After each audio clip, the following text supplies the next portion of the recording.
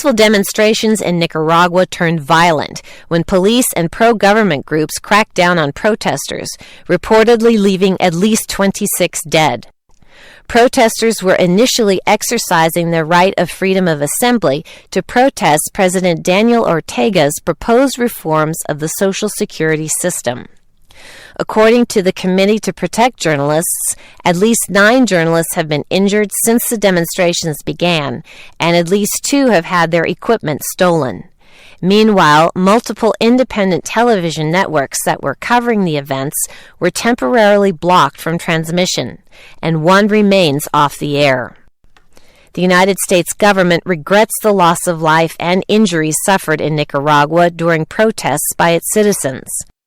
We condemn the violence and the excessive force used by police and others against civilians who are exercising their constitutional right to freedom of expression and assembly, said State Department spokesperson Heather Nauert.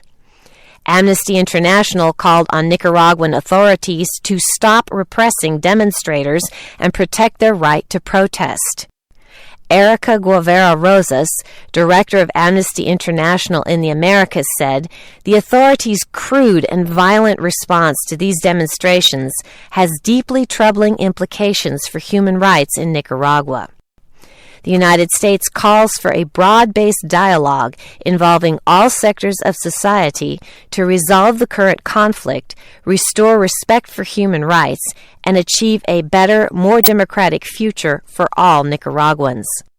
Spokesperson Heather Nauert called on the Nicaraguan government to allow journalists to operate freely and restore all television coverage to the air.